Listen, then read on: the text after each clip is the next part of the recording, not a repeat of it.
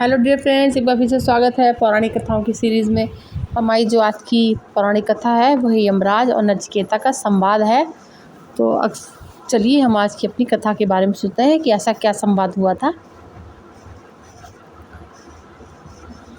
हमारे धर्म ग्रंथों में मृत्यु के देव यमराज से जुड़े दो ऐसे प्रसंग आते हैं जब यमराज को इंसान के हट के आगे मजबूर होना पड़ा था।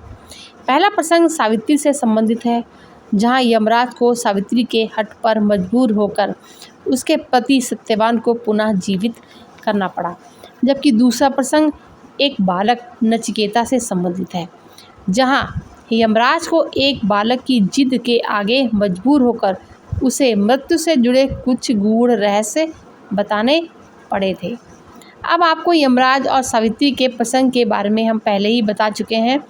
आज हम जानेंगे यमराज और नचिकेता से जुड़े प्रसंग को और उनके बीच हुए संवाद को।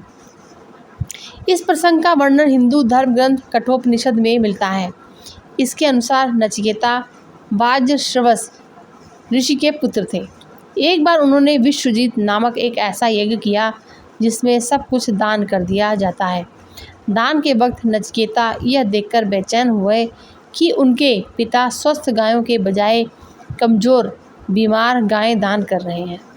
तब नचिकेता ने धार्मिक प्रवृत्ति का और बुद्धिमान था, वह तुरंत समझ गया कि मोह के कारण ही पिता ऐसा कर रहे हैं। पिता के मोह को दूर करने के लिए नचिकेता ने पिता से सवाल किया कि वे अपने पुत्र को किसे दान में देंगे।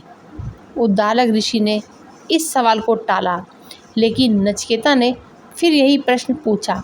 बार यही प्रश्न पूछने पर ऋषि क्रोधित हो जाते हैं और उन्होंने कह दिया कि तुझे मृत्यु को दान करूंगा, यानी कि यमराज को दान करूंगा।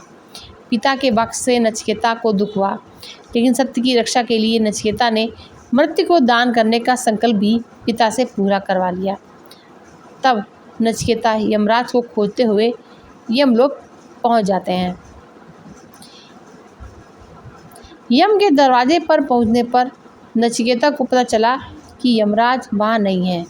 फिर भी उसने हार नहीं मानी और 3 दिन तक वहीं पर बिना खाए पिए बैठे रहे। तब यम ने लौटने पर द्वारपाल से नचिकेता के बारे में जाना तो बालक की पितृभक्ति और कठोर संकल्प से वे बहुत खुश हुए।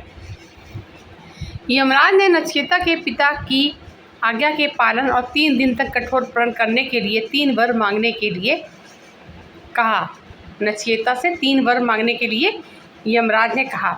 तब नचिकेता ने पहला वर पिता का स्नेह मांगा, दूसरा अग्नि विद्या जानने के बारे में था, तीसरा वर था मृत्यु रहस्य और आत्मज्ञान को लेकर था। तब यम ने आखिरी वर को टालने की भरपूर कोशिश की और नचिकेता को आत्मज्ञान के बदले कई सांसारिक सुख सुविधाओं को देने का लालच दिया, लेकिन नचिकेता को मृत्यु का रहस्य जानना था। अतः नचिकेता ने सभी सुख सुविधाओं को नाशवान जानते हुए निकाल दिया। अंत में विवश होकर यमराज ने जन्म और मृत्यु से जुड़े रहस्य नचिकेता को बताए थे। तो फ्रेंड्स, ये थी हमारी आज की कहानी, और कहानी सुनने के लिए आप सभी का बहुत बहुत शुक्रिया। मिलते हैं एक नए वीडियो में एक नई कहानी के साथ में।